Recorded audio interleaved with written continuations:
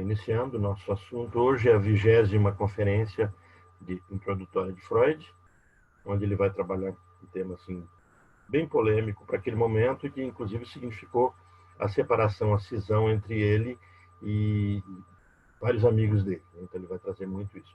Não esquecendo que o texto que a gente está trabalhando é um texto de 1916. Então, alguns conceitos a gente tem que depois só revisar. A gente está estudando primeiro essa evolução histórica, né? Essa forma como Freud traz essa construção disso. Deixa eu achar aqui o texto. Vou abrindo outra projeção. É nesse livro, Orlando? Isso. Freud é o volume... Esse é o volume 16? Conferências introdutórias. Isso, a psicanálise. Isso, volume exato. 13. Volume 13. É porque é outra esse. coleção. Vão ser 2 volumes. Você só tem que verificar se aí tem a conferência 20.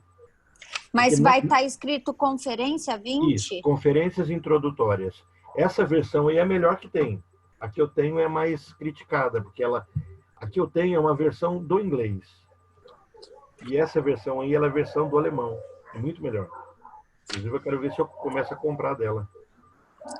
Então, só que aqui não fala conferência 20, entendeu? Na sequência não vai como conferência 20? Você achou conferências introdutórias?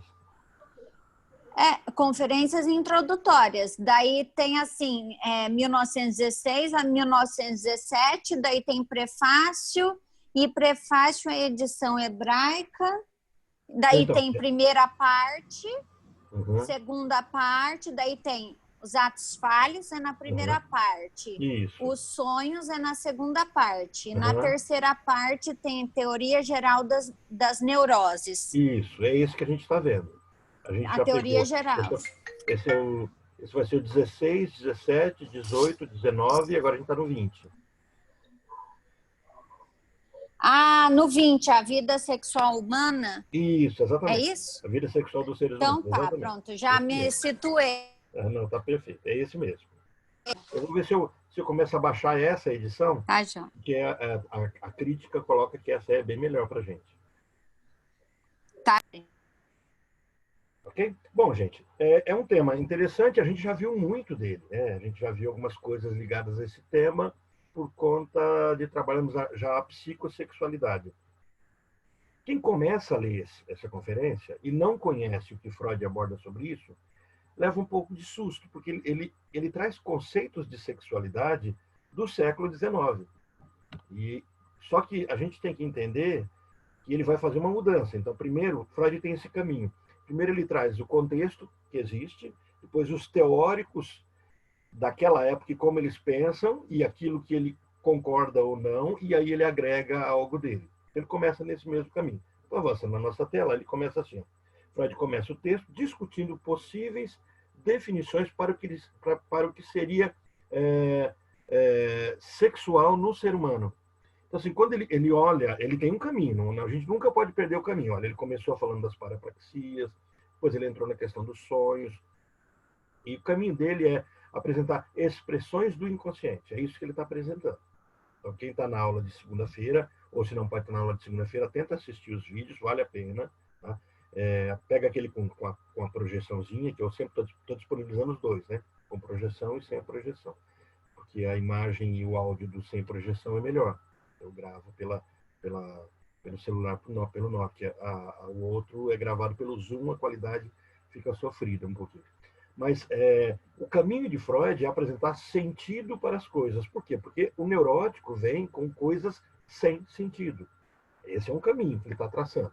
Nessas conferências, nessa 20ª conferência, ele começa a apresentar, ele começou a falar um pouco da histeria no nosso último encontro, ele falava um pouco disso, falou do sintoma, o trauma, o sintoma, o sentido do sintoma, a questão das defesas que a gente passa a ter, das nossas psicodefesas, como resistência, começou a falar da repressão, foi o nosso último assunto. E agora ele trouxe resistência e repressão, e agora ele traz sexualidade. Porque ele vai ter que fazer uma ponte entre esses dois caminhos, que a nossa sexualidade ela passa por um processo de repressão. Então, ele começa assim: começa a discutir definições para que é sexual no humano. Por que ele faz essa separação sexual no humano? Porque se a gente buscar sexualidade no ser animal, humano ou animais, nós vamos encontrar a questão instintiva. E ele começa, o objetivo dele é traçar uma diferença ficou bom, né? Uma diferença muito grande, muito gritante entre sexualidade para os seres humanos e a sexualidade animal. Então nós somos seres que têm fetiche, ele vai trazer isso. E só antecipando cenas do próximo capítulo, não se esqueça que fetiche tem a ver com perversão. A base da estrutura perversa é fetiche. Olha como é que ele vai colocar, né? No entanto, logo ele vai chegar à conclusão de que o que habitualmente se chama de sexual, prazer do corpo, principalmente através dos órgãos sexuais, e que em última instância busca a união com os corpos genitais do sexo oposto, não é suficiente para explicar outros comportamentos claramente sexuais.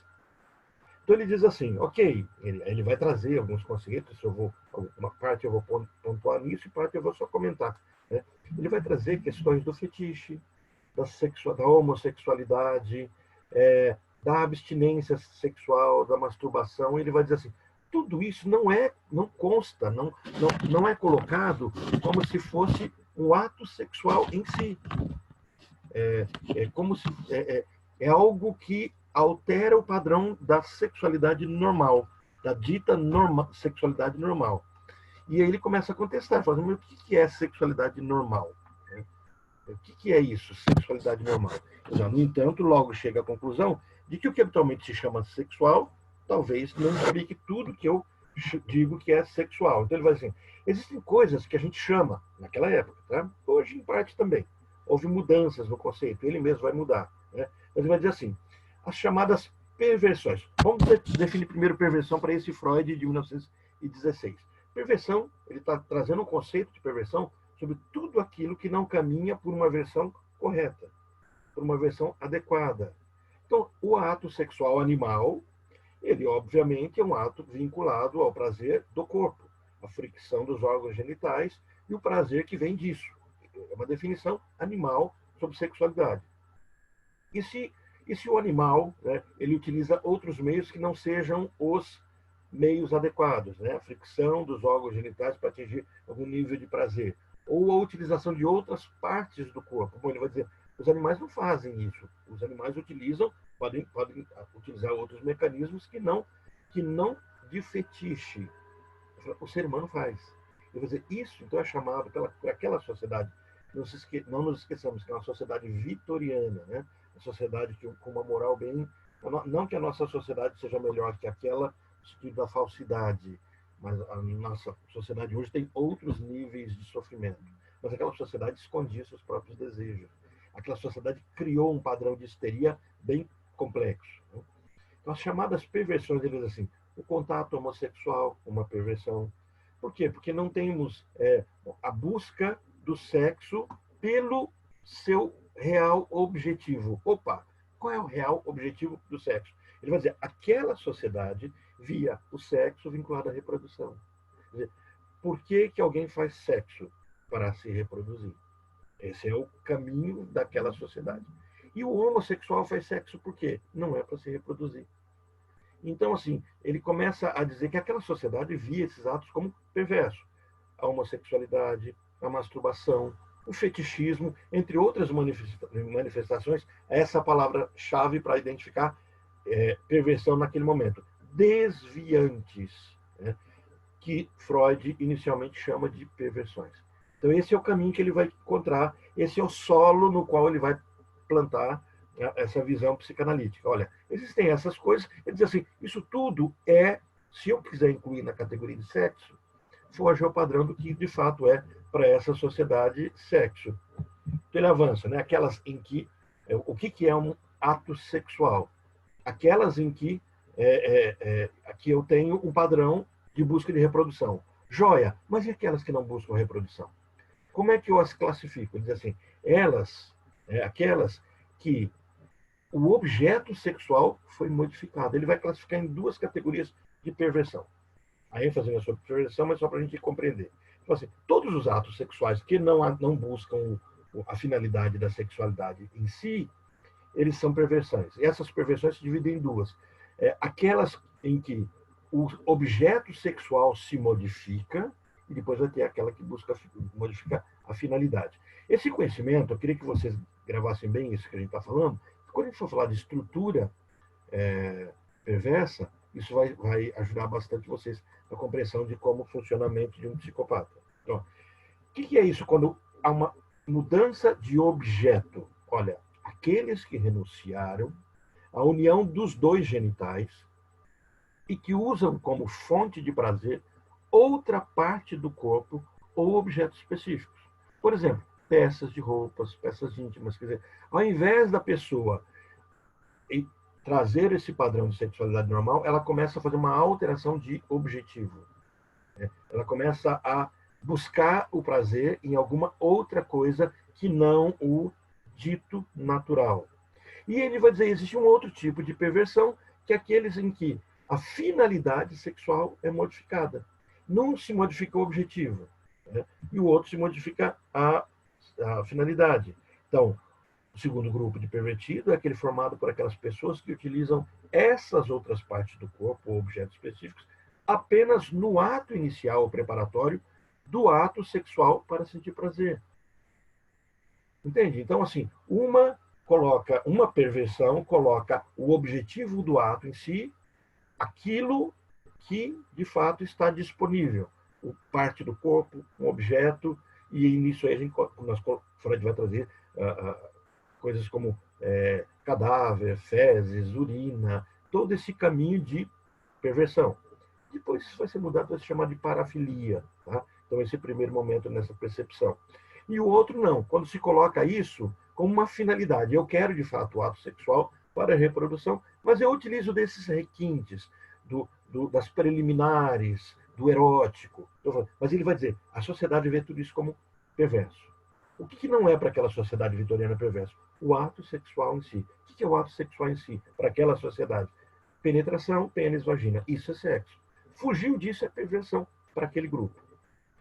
E Freud vai ter que desconstruir isso, porque ele tem uma busca que não é compreendida por aquele grupo de médicos ou pela sociedade, e nem hoje ainda é. Que é a percepção de que o ato sexual é muito anterior à relação sexual. A busca da sexualidade, ela precede muito as noções de gênero e de conceito. Então, assim, quando eu vinculo as duas coisas e formo uma coisa só, o órgão genital e o prazer sexual, e eu vinculo como se fosse uma só coisa, eu tenho um conceito. Mas o que Freud está falando assim, olha, o prazer sexual é uma coisa, o órgão genital é outra coisa. E os dois se juntam no ato sexual, mas não precisa ser assim. Então ele começa a teorizar e provar a teoria dele sobre isso. E depois vocês vão entender por que isso é importante, porque aqui eu vou conseguir compreender o desejo, a busca é sobre o conceito de desejo numa estrutura histérica e numa estrutura perversa. É onde ele vai chegar lá no final. Não hoje, mas nas outras conferências dele, quando ele vai falar da ansiedade, da histeria, da obsessão, de todo esse tipo de sofrimento.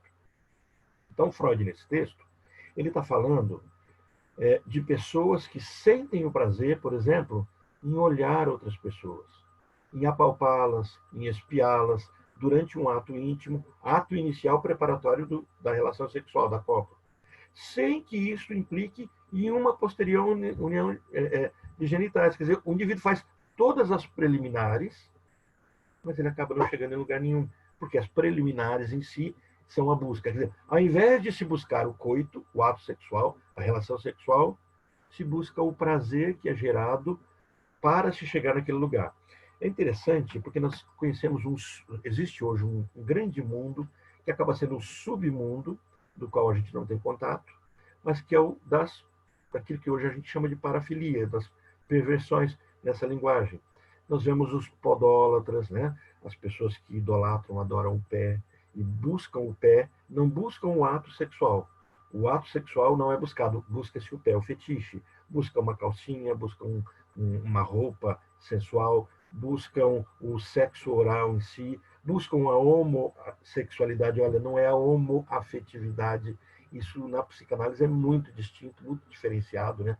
homoafetividade e homossexualidade não são as mesmas coisas, né? Apesar de se construírem socialmente juntos, mas existe uma forma diferente de se observar isso, e isso é muito misturado.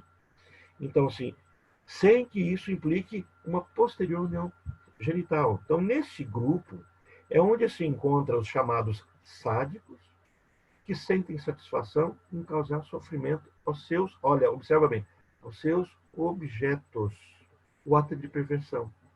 O ato de perversão é um ato de gozo, onde o outro não é considerado. Essa linguagem não está construída ainda na psicanálise de 1916. Mas o ato em si é esse. O ato perverso é o ato que não enxerga o outro como sujeito de um desejo. Se o outro é sujeito de um desejo, eu sou objeto do outro. Numa relação sexual, o caminho não é, não é, Lacan vai tirar essa poesia toda, né? O caminho bonito, agradável, poético, era de que um buscando o outro se completasse. Isso é Jung, né? Essa completude, nós devemos evitar essa completude, sermos completos em nós mesmos, etc. Mas o caminho proposto aqui, o caminho proposto como um ato sexual, é de que eu busque no outro me complementar. E eu não torno o outro um objeto meu no sentido de ser uma coisa minha. Eu me torno objeto do outro na mesma proporção que o outro é meu objeto. Nesse momento, existe um ato que se consuma. Lacan vai vir com uma fala, um dia eu vou trazer esse texto dele para a gente discutir, que se chama assim, não existe relação sexual. E ele vai trazer isso exatamente na perspectiva do gozo. Então, quando a gente for discutir estritamente sobre o gozo, sobre o desejo, esse tema vai entrar no foco. Quer dizer, não há relação sexual. Por quê? Porque o que eu busco no outro não é o que eu acho no outro, mas é o que eu procuro no outro. Ó, eu não acho, eu procuro. Porque se eu achasse, nunca mais eu procuraria. Por eu não achar, eu continuo procurando. E o outro procura em mim algo que ele não tem nele e acha que eu tenho, mas que nem eu, não é o que eu quero que ele procure em mim. Quer dizer, essa busca do outro que não se encontra ali é o que Lacan vai dizer que vai criar toda a dinâmica do desejo. O poemazinho amo-te mais em ti do que tu. Amo em ti, né? Amar é dar o que não se tem aqui a quem não quer o desejo do outro. O que ele coloca nesse grupo é onde se encontra sádicos que transformam o outro em objeto e causam sofrimento nesse objeto.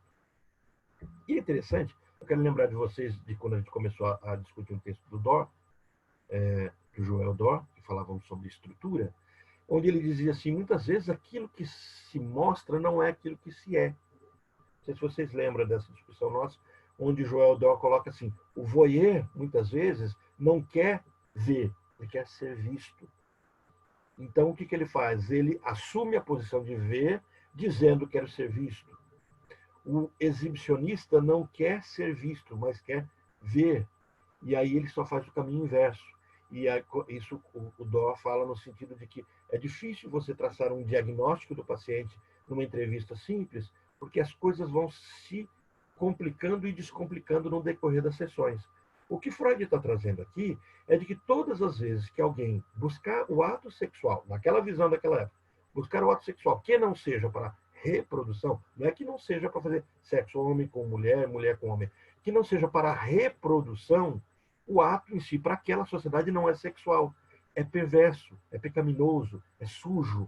E ele vai tecendo várias construções, isso é sujo, é imoral, não é reconhecido, é visto como falta de caráter, as pessoas têm nojo de tudo isso, e ele começa a construir uma teoria nisso, e é interessante, porque ele começa a implicar todos os que não se implicam, implicá-los nessa história.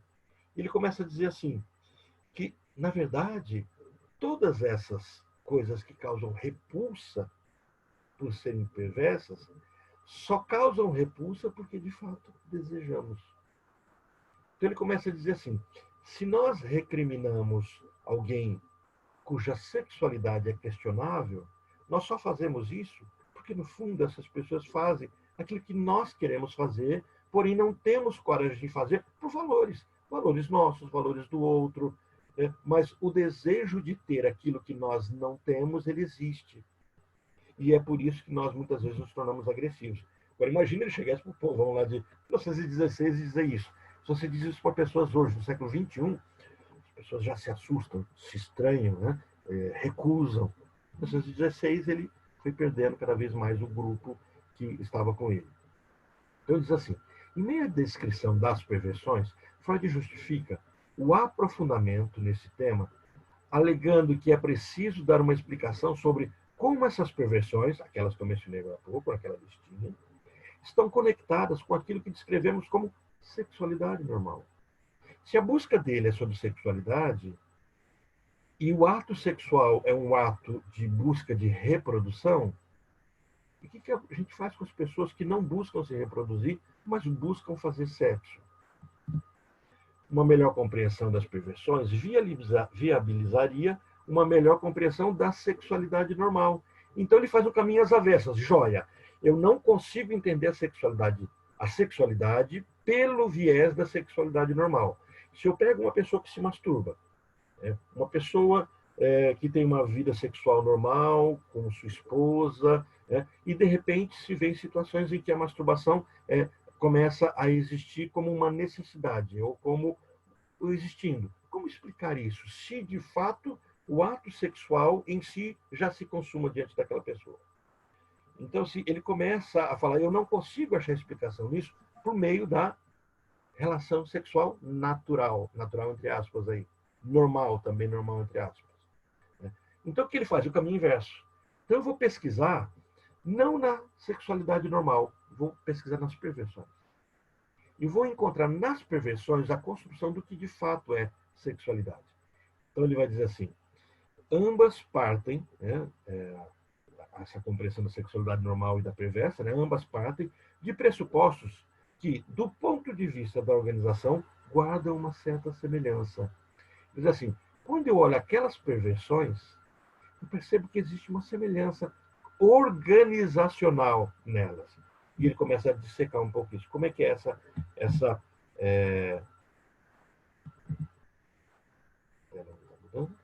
mudou.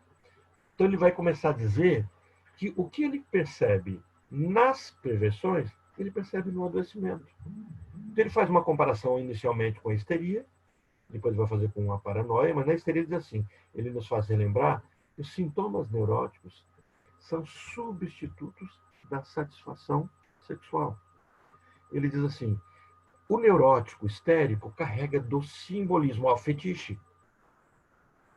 Quando o homem busca um sapato, uma calcinha, um sutiã para se excitar e coloca isso ou como objetivo, de fato, um novo objetivo, ou como uma preliminar, um indicativo para chegar no local sem que o ato seja tanto buscado, ele começa a falar assim, o histérico faz a mesma coisa. A única coisa é que ele não faz isso com os genitais. Porque aquilo que já foi mencionado em outras vezes, e a gente vai depois falar com mais clareza sobre o histérico, o seu corpo todo é sexualizado, menos os seus genitais.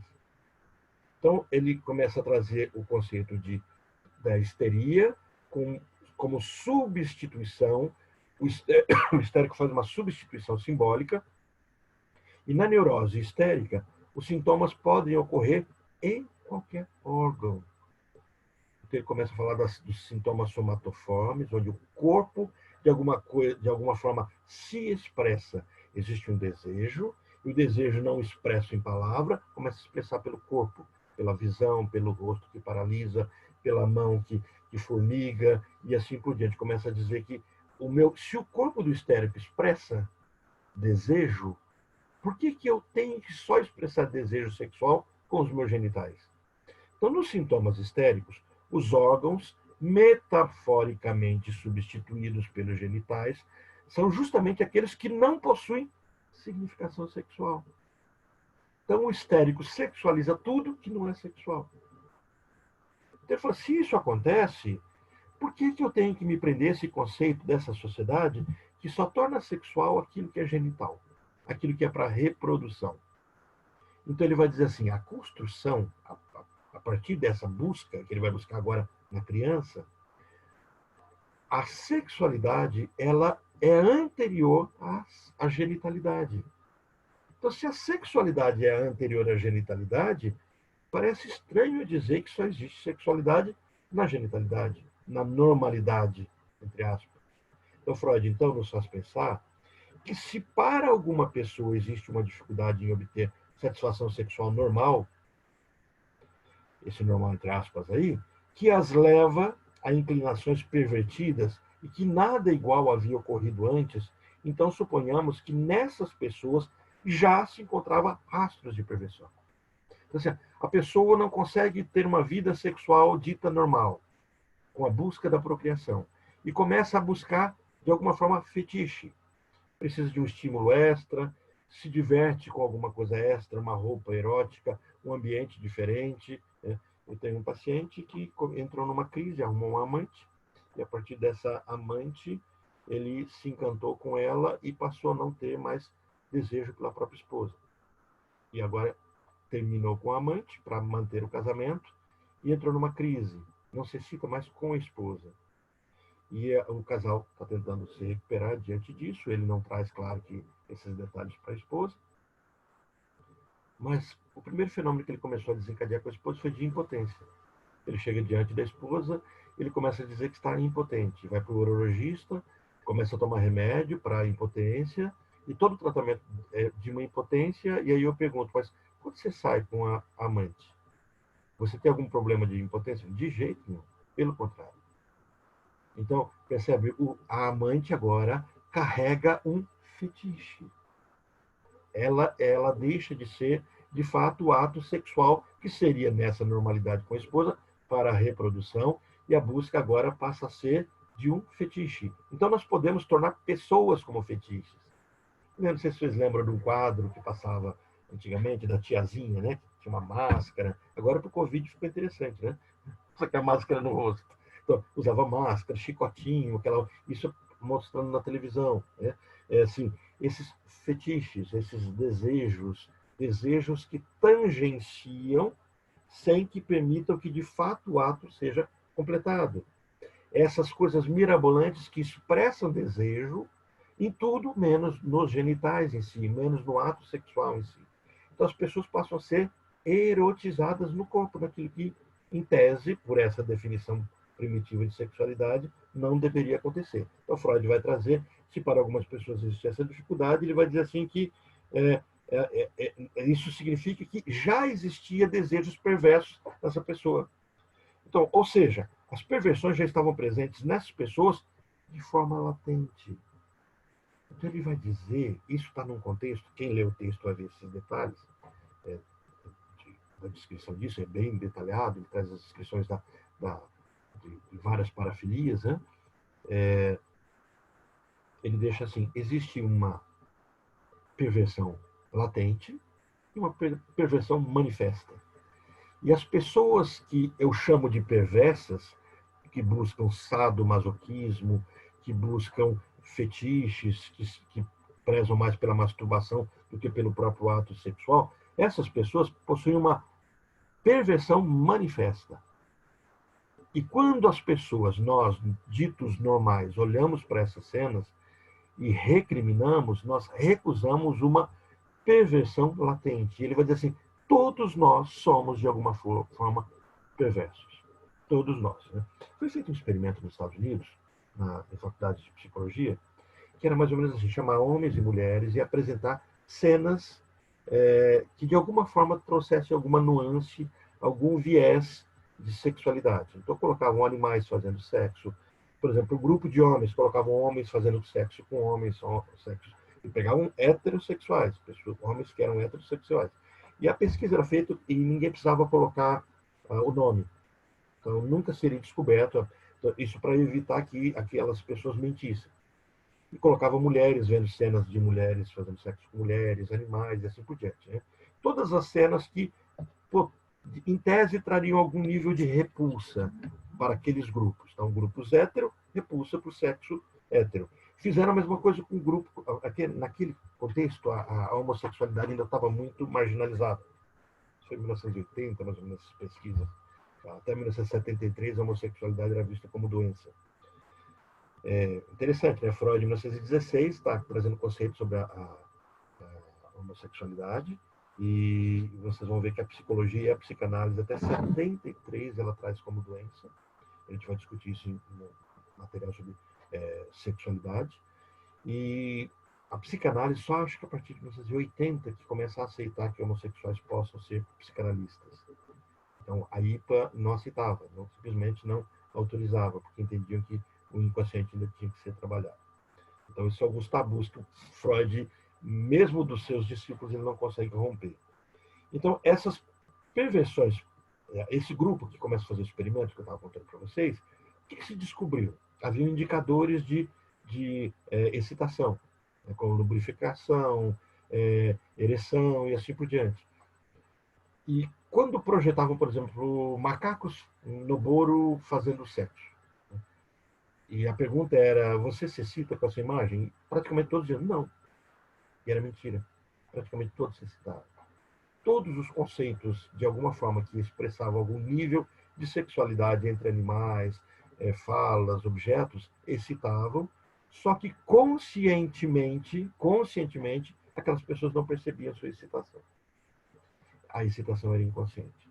Então, o que Freud está trazendo aqui, praticamente 70 anos antes desses experimentos, é que nós, de alguma forma, somos perversos.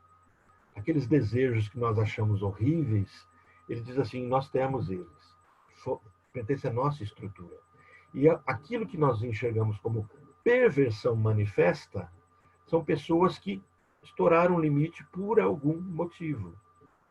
Então, isso justamente, com observação de que crianças e análise de adultos neuróticos, levou Freud a concluir o seguinte, a perversão possui as suas origens na infância, de modo que toda criança demonstra uma predisposição à perversão.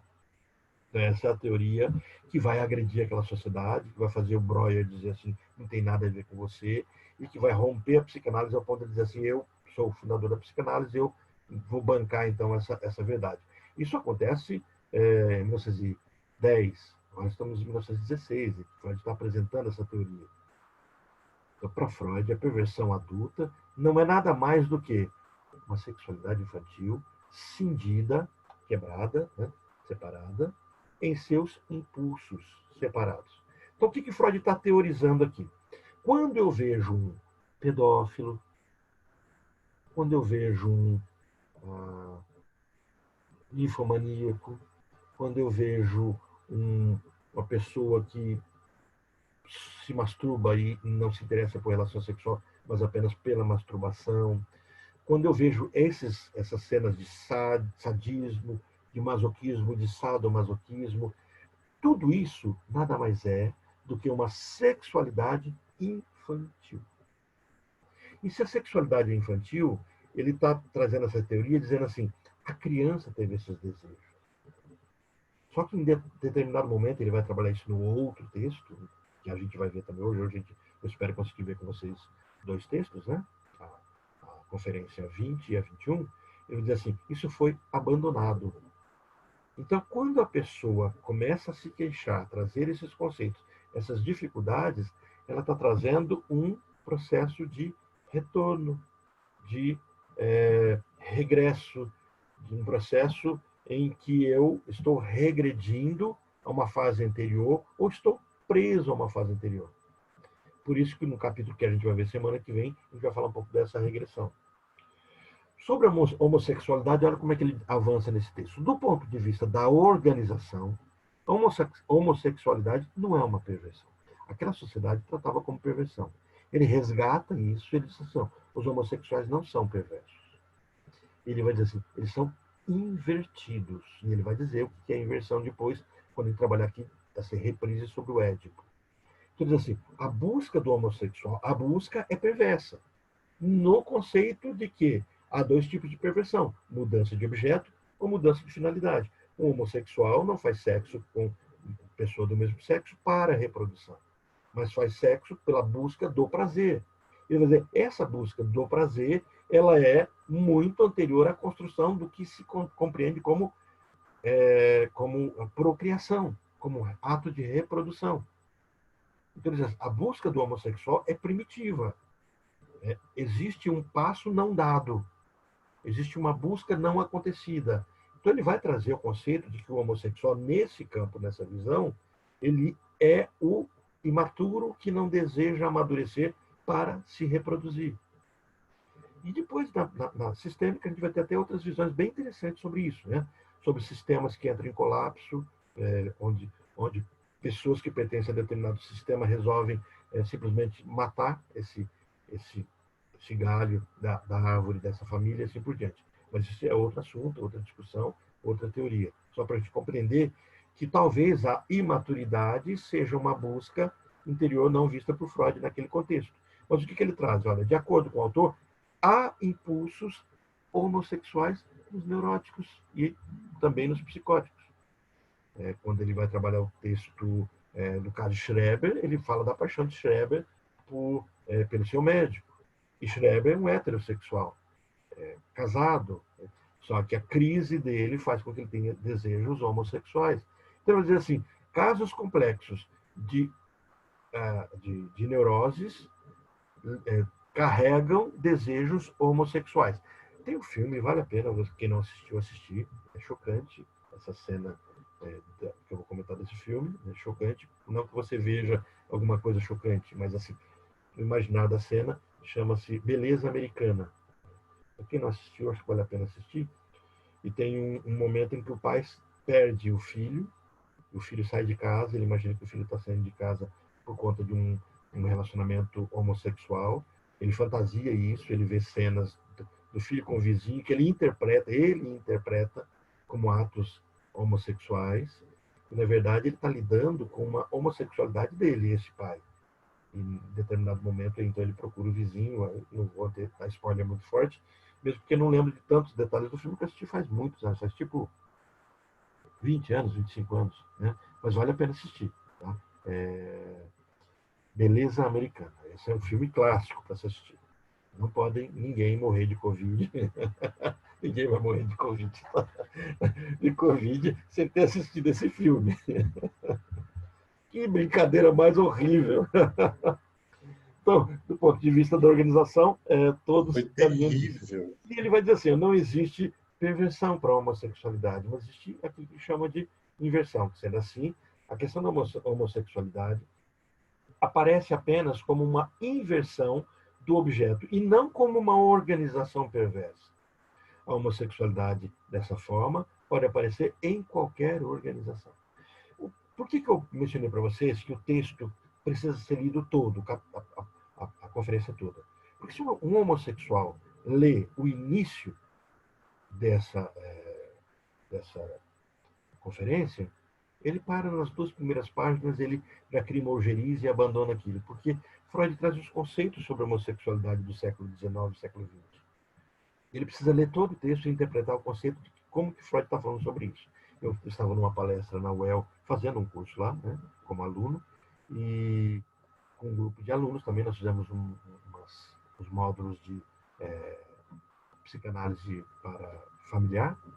Foi bem interessante. Mayra Bonafé estava coordenando, era o pessoal do mestrado, e tinha um rapaz que era homossexual, e ele começa a falar de Freud, e eu não gosto de Freud, acho ele muito tradicional, muito conservador, ele despreza os homossexuais. Ele nunca tinha lido Freud para falar isso. Né? É o oposto. Freud tenta trazer dignidade a um grupo de pessoas que é neurótico, é normal, e que tem sua realidade que precisa ser resolvida com eles mesmos. Seu sofrimento não é da sexualidade, mas é de algo que causou também essa sexualidade. Então, o autor traz no texto, exemplos de histeria e de paranoia relativos a tal questão. Ele começa a trazer alguns conceitos que mostram desejos homoafetivos ou homossexuais de pacientes seus que não eram homossexuais. Então, quando as pessoas começam a ter repulsa muito grande, isso implica uma homossexualidade, pode implicar uma homossexualidade latente, não manifesta. Isso não os torna homossexuais, porque Freud diz assim, nesse sentido, todos nós somos. Né? E só trazendo um vínculo sobre isso, quando ele fala de homossexualidade, a gente já falou sobre isso, ele vai deixar muito claro que existe uma fase homossexual para todo mundo. Trazendo Násio nessa discussão, ele diz assim, Quem não foi homossexual vai ser um dia. Então você só pode, você tem que escolher, já foi ou vai ser. Uma brincadeirinha que eu me lembrei agora de um dia, o Almir na aula, eu falei assim, Almir, você tem que falar para ele é pastor, né? Falar com as suas ovelhas que é melhor você ter já sido do que você ser, porque senão vão te expulsar da igreja. Né? Então existe aquela fase do clube do Bolinha, da Luzinha, a gente já discutiu sobre isso, que é uma fase que é chamada de homoafetiva. Então, olha, o que se impõe aqui é, então, que a sexualidade vai muito além da função reprodutiva. Essa é a proposta do Freud. Então, por isso que eu sempre falo para vocês, quando o Freud está falando de sexo, ele está falando de sexo, relação sexual, isso que a gente está vendo na sociedade, esses atos sexuais. Os senhores cometem, a frase do Freud, né? Os senhores cometem o erro de confundir sexualidade com reprodução, o que lhes barra o caminho para o entendimento da sexualidade, das perversões e das neuroses. Então, da sexualidade, das perversões e das neuroses. Ele lista 3 itens que ele está trabalhando. Então ele precisa compreender a sexualidade. Não dá para compreender a sua sexualidade a partir da sexualidade do adulto, que já é cheia de tabus e de conceitos construídos. Então o que ele faz? Então vamos entender um momento em que nós fomos perversos. Então as teorizações psicanalíticas acerca da temática partem da sexualidade infantil. Ele começa, vamos olhar para a criança. Naquele momento que a criança não tem filtro, não tem conceito de certo e errado, existe apenas um corpo acontecendo. Então, e do conceito de libido. E agora ele traz também uma definição de libido como energia sexual, e que se manifesta através da pulsão. Então, vida é pulsão. A libido tem esse conteúdo. A libido é o nome da energia pulsional. Então, se eu tenho vida pulsional desde meu nascimento, essa é a proposta freudiana. Desde o meu nascimento eu tenho sexualidade. E é por isso que, para a psicanálise, não se fala de sexualidade só a partir da adolescência. A adolescência nada mais é do que um reprise, um repassar, uma autenticação daquilo que foi construído. A adolescência não é um momento de construção. A adolescência é um momento de ratificação ou retificação. Em tudo. Né? É por isso que não se fala na psicanálise que alguém é homossexual antes de completar a adolescência. Porque ele está ratificando, ele está confirmando. É por isso que não se fala de heterossexualidade ou homossexualidade antes que se complete todo o processo. Por quê? Porque tudo está em revisão. Passando a adolescência, 18 anos seria a adolescência biológica, hoje nós temos a adolescência funcional, um marmanjão de 50 anos, sustentado pela mãe, que acaba vivendo adolescente, não quer sair de casa, não quer casar, não quer se reproduzir e vive só no fetiche. Nenhuma indicação aos nossos... Como é que é a turminha que está no quebra-quebra mesmo? É os... Leslie, me ajuda a lembrar da turminha. Black Blocker. Não é. Esses não são Black Blockers. Ah, o Antifa. Antifa, isso. Eu vi um vídeo, eu acho que foi em Curitiba ou São Paulo. Acho que foi em São Paulo. Onde um pai vai buscar um moleque no meio da rua, todo... E é real o vídeo, pelo que eu vi, não é um fake, né? Em São Paulo, mas esse vídeo aí não é de agora, esse vídeo é daquela primeira, quando teve aquela primeira manifestação tal, e eu acho que 2013, não foi? Então, aí é Black Blockers, né? Mas o filho dele estava com Black Blocker. Então, e tem um outro vídeo de uma mãe nos Estados Unidos que também pega, mas é naquela época lá, 2013. Não é dessa turminha. Pelos Mas é cabelos interessante isso, né? São os adolescentes eternos, né? E dá-lhe supapo na cara até o cara sair da manifestação lá nos Estados Unidos com a mãe. Eu tive um assistido, né? Uma pessoa que eu assisti, que eu trabalhei, acho que eu comentei já com vocês, e eu tinha que interná-lo, e ele tinha 50 anos de idade, então ele tinha 45 anos. Por que eu me lembro? Porque ele tinha a minha idade, e acho que eu tinha 45 anos na época. E eu tinha que procurar um local para ele passar a noite, porque ele não podia ir para a casa dele, ele tinha ameaçado a mãe dele. E dos dois, ele ia para a cadeia ou eu consegui um local para ele ficar. E eu consigo descobrir um local de um amigo dele. Aí eu falo para a mãe dele tem 80 anos, tá ali o promotor, o defensor público, o juiz, E eles todos esperando que eu descobrisse aí, e falou, olha, consegui, ó, até a casa do fulano. Aí a mãe falou, não, para lá ele não vai. Eu falei, mas por quê? Ele falou assim, porque é igual ele. Eu falei assim, mas ele é um psicólogo, ele se apresentou como psicólogo, tá na casa. Que é psicólogo? Ele é psicólogo formado, mas ele não trabalha, a mãe que sustenta, mora na casa da mãe, os dois são companheiros de droga. Falei, esses eternos adolescentes. Voltando para cá, do conceito então, de libido, que é a energia sexual, que se manifesta através da pulsão. Poxa, gente, a pulsão começa quando a gente nasce. Acabou de nascer, o que te movimenta para a vida, e a gente pode até ir para o período até intrauterino, né? Pulsão de vida que te movimenta para viver, construir a mente, construir o mundo, é libido. E dizer que fulano só tem libido a partir do momento que ele tem vida sexual genital é, no mínimo, esquecer que você teve uma vida libidinosa do momento que você nasceu. E aí, pior ainda, dizer que a vida sexual, de fato, só inicia quando os atos sexuais estão ligados à reprodução, isso traz aquela sociedade toda neurótica em sofrimento. Então, assim, isso não tem nada a ver com dizer quando se começa uma vida sexual. Isso são outros conceitos. E são conceitos, inclusive, sociais, não tem a ver com psicanálise. O que a psicanálise coloca é: precisamos olhar para as crianças para compreendermos como é que funciona a sexualidade dos adultos. E para entendermos que aquilo que nós recusamos nos adultos, ditos perversos, é exatamente o que nós, como quando criança, fazíamos. Então, analisarmos o fato de que uma criança possui sexualidade, isso é uma proposta nova, né?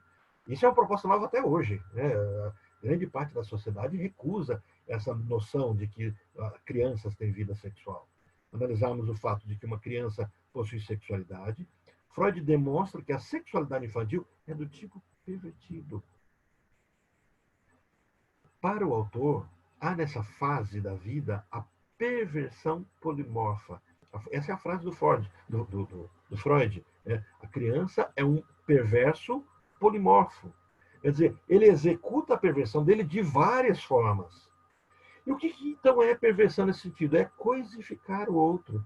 Lembra? Se o objetivo da sexualidade plena, completa, é de fato um vincular-se a outra pessoa e fazer essa busca do outro não como uma coisa em si, mas como um objeto do qual ele também é objeto, esse vínculo de dois sujeitos.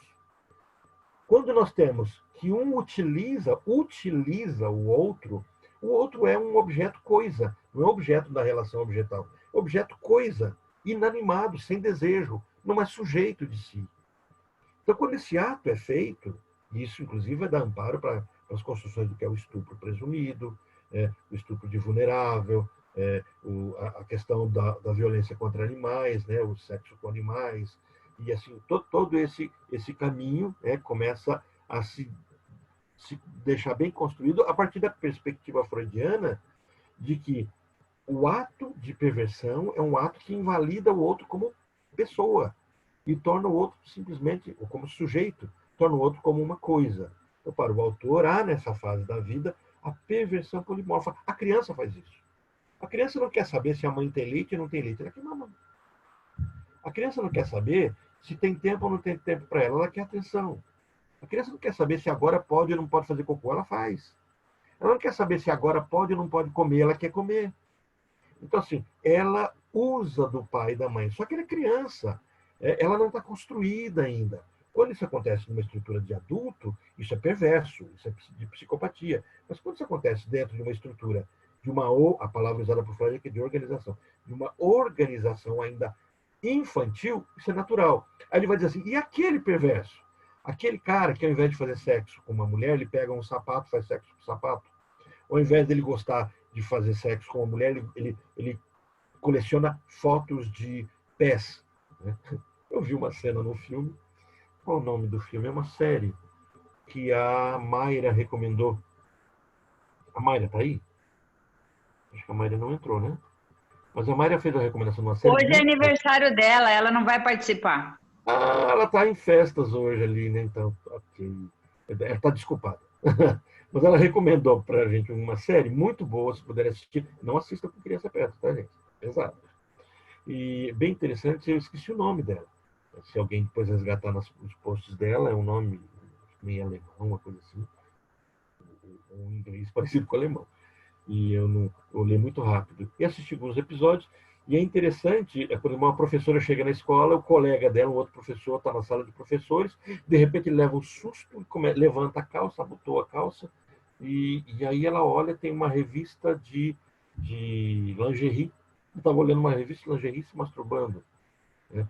Isso um homem que o colega, que é vizinho de um outro professor, que acabado de sair de casa, casado. Então, assim, esses conceitos são, pela psicanálise, ditos como fetiches. Claro que cada caso será compreendido na sua própria história. Então, ele parte para fazer tal afirmação de que as crianças são desprovidas daquilo que transforma a sexualidade em função reprodutiva. A criança tem libido, a criança tem desejo, a criança busca prazer, ela é pulsional, mas nada disso está vinculado com a reprodução. Então, ele diz assim, existe sexualidade sem essa busca. Sendo assim, é importante ressaltar que o abandono da função reprodutiva e a permanência da obtenção de prazer é um aspecto comum a todas as perversões. Então, tudo que eu imagino como perversão tem esse caminho. Eu não tenho a busca reprodutiva e eu tenho simplesmente a busca pelo prazer. Opa, Freud colocou no mesmo pacote o homossexual, que faz sexo do homem com homem, mulher com mulher, que não busca reprodução por uma questão óbvia. Ela pode até, esses casais homossexuais, homoafetivos, podem até dizer que querem engravidar de alguma forma, mas assim, isso é uma busca de uma fantasia, não é fantasia no sentido deplorável, uma fantasia no sentido chacota. É fantasia porque existe uma fantasia construída, precisa construir uma família, é um fantasma que se constrói, é um desejo. Fantasia tem a ver com desejo.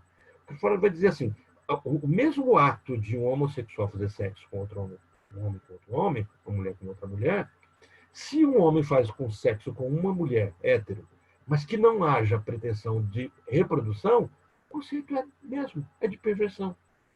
Então, por outro lado, lembrando, a discussão não é moral, por isso que eu falei, é um texto só para os fortes. É um texto para pessoas que já estão entendendo a psicanálise, estão compreendendo onde Freud quer chegar, porque o próximo passo, daqui a 2, 3 conferências, é ele mostrar claramente como é que isso vira sintoma, como é que isso adoece as pessoas, como é que as pessoas sofrem por questões da sexualidade delas.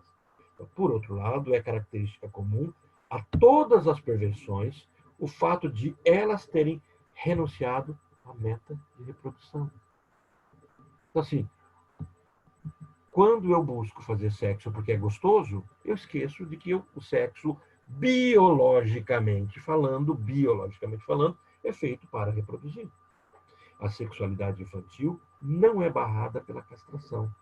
Então, ele diz assim, por que é que o perverso tem a ver depois, por que eu vou pegar a mesma imagem da perversão, Freud, tá? E trazer o conceito de fetiche e reconstruir isso no comportamento de psicopatas? Porque a perversão sexual, ela ignora a existência da castração, por um motivo muito simples. Lembra, perversão, que nós vimos a definição agora há pouco? É um desvio do objeto ou da finalidade. Ao desejar um objeto, eu não desejo mais o objeto, mas o simbólico dele. Ao desejar o sexo, eu não desejo o sexo pelo sexo, mas as preliminares que me levam ao sexo, inclusive abrindo mão até disso. Isso é perversão. Isso é o fetiche, são as preliminares. E ele diz, esse caminho exatamente não é abordado pela castração. Porque uma criança, nesse comportamento, poderá manter seus desejos perversos, mesmo com a proibição de que tenha mãe, porque na perversão, nesse tipo de perversão, a pessoa desejada não é vista. Ela é feita como se fosse um fetiche. Então não é a pessoa em si, mas aquilo que eu construí como imagem dela. Ou seja, a criança não remete os seus comportamentos sexuais à questão da lei, como na neurose. Então Freud está dizendo assim, os atos de perversão não são atos que são proibidos dentro do desejo. E é por isso que a mente divaga se constrói diante disso. Se eu andar rápido na tela, na explicação, vocês me pausam aí e a gente vai conversando, tá, gente? Muito importante vocês não saírem com dúvida desse tema que é bem pegajoso, né? Bem delicado para a psicanálise. E importantíssimo. Então é importante diferenciar, diante das informações apresentadas, que a característica primordial das perversões vai ser o fetichismo. Sabe aquelas brincadeirinhas de dia dos namorados, calcinha comestível. Eu lembrei de coisa que pacientes me contando que eu não posso contar com muita clareza, né? Mas assim, eu lembrei o paciente ganha da esposa aquelas bolinhas de gel. E ele nunca tinha visto essas bolinhas de gel. E a esposa entrega para ele e coloca na boca dele, né? Com a intenção era outra. Ele morde e fala, mas o que é esse óleo, né? Todo estranho, que acabou com a noite, acabou com o romantismo, acabou com o fetiche. O fetiche existia ali da mulher e ele não conseguiu fazer a leitura por uma questão social, né? Cultural. Mas só para a gente compreender, esse mundo de sex shop, ele é... Eu me lembro agora de uma outra cena que aconteceu. Minha cunhada e minha esposa são professoras, foram convidadas por umas professoras para irem a uma palestra. E aí elas entenderam, interpretaram que era uma palestra... Eu não sei se o William está aí, se o William estiver aí, ele vai lembrar dessa cena. Convidados para uma palestra de pedagogia. Se vestiram, tá? Uma palestra de pedagogia. Aí eu estava dando aula, de repente, eu acho que o William estava numa dessas aulas, de repente elas mandam um videozinho da palestra. Era uma palestra de sex shop, era uma professora que estava vendendo coisas de sex shop, convidou as colegas para ir nessa, não era palestra, exposição de produtos, né? Esse mundo sex shop, ele existe porque todos nós temos fetiche. Alguns aceitáveis, alguns não aceitáveis, alguns, né, assistam 50 tons de cinza, e a gente vai ver um pouquinho dessa brincadeira e desse mundo virtual, desse mundo que traz fetiches. Então é importante diferenciar, diante das informações apresentadas, que as características primordiais da perversão vai ser o fetichismo. E o que é fetichismo? Olha, substituição de um objeto, que aqui o autor classifica como função reprodutiva, por outro. Então, assim, ao invés de eu reproduzir, eu troco a reprodução por alguma outra coisa. Por um brinquedo, por um prazer, por um objeto. Eu me lembro de uma paciente minha que ela nunca atentou para o detalhe da fala dela. Ela é uma afetiva e estávamos trabalhando por que ela tinha se tornado homoafetiva. Falou, Orlando, mas tornado não nasce assim? Não, não nasce. Ninguém nasce nem hétero, por que tem que nascer homo?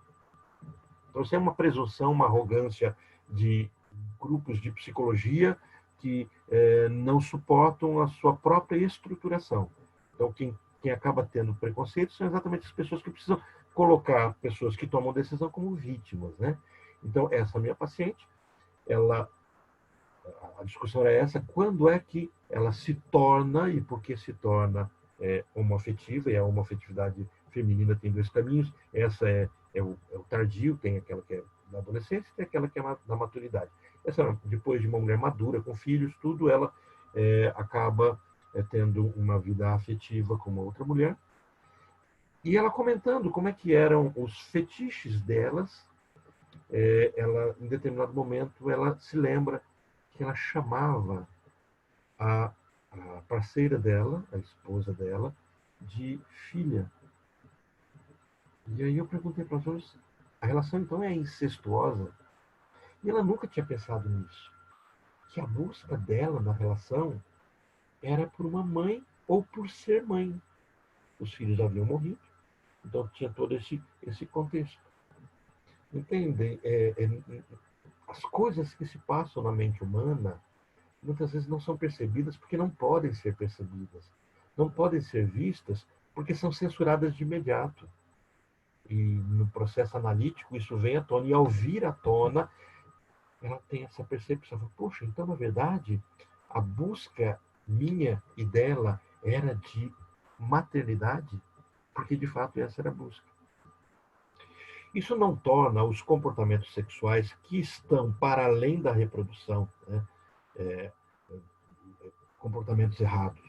Não é esse o caminho. A sexualidade vai além da função reprodutiva. E os comportamentos sexuais também.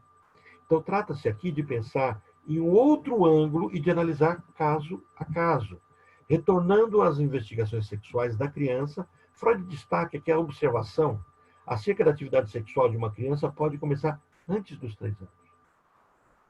Ele vai recuar bastante. Primeiro, traz o exemplo dos meninos. Aqui ele repete a questão do Édipo. Então, ele vai trazer para aquele grupo de médicos o conceito de Édipo. Ele vai dizer assim, olha, quando um destes descobre que as mulheres não têm pênis, ele supõe que um dia elas tiveram, mas que esse caiu ou foi cortado. Por que a criança faz essa construção? É fácil de se perceber, porque a construção nunca é feita pelo não ter, mas o ter e perder. Porque o modelo do mundo para o menino é o menino. Porque, inclusive, ele foi feito pelo modelo do protótipo de mundo. Eu construo um mundo fora de mim, agora eu construo um olhar, esse olhar me constrói, e eu sou, então, a imagem e semelhança daquilo que eu construí. Então, eu tenho uma questão objetal. Eu e o tu construído. Nesse processo, esse menino agora vê o mundo com o olhar dele. Isso fica claro no caso do pequeno Hans, quando o pequeno Hans começa a olhar todos os seres vivos e busca em todos os seres vivos pênis. Em todos. E chega para a mãe dele, ele nunca tinha visto ela nua, e ele diz assim, mamãe, você tem pênis, né? E a mãe diz, tem. E aí ele diz assim, e o seu pênis deve ser grandão, porque você é maior que eu. Então é interessante essa fantasia que a criança tem sobre o pênis. Mas no momento em que a criança vê a nudez da mulher, ou deduz a nudez da mulher, trazendo o conceito de Lacan, não precisamos do mito todo ter acontecido, mas apenas uma parte dele, e isso tudo se resolve, né? Então, nesse momento, ele simplesmente deduz. Perdeu, foi cortado. Então, essa é a angústia que Freud trabalha, na questão da angústia de castração.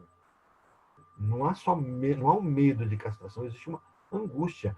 Puxa, é possível perder. Então, mais tarde, amedronta-se com tal possibilidade. E qualquer ameaça feita sobre seu órgão genital gera um retraimento nele. Quando os adultos brincam, vou cortar, o pipi, eu vou cortar, tira a mão do pipi, senão eu vou cortar. A criança se retrai, porque na visão dela, na fantasia, existem pessoas cortadas. Aí o menino, então, entra no complexo de castração, que está diretamente relacionado à saída do complexo de Édipo, isso no menino. E, consequentemente, na organização psíquica da criança, pois é o que posteriormente implicará em um posicionamento diante do desejo da mãe e nas questões posteriores às relações relativas ao final do Édipo. Então, esse caminho de piano pressupõe que antes do Édipo acontecer, havia sexualidade.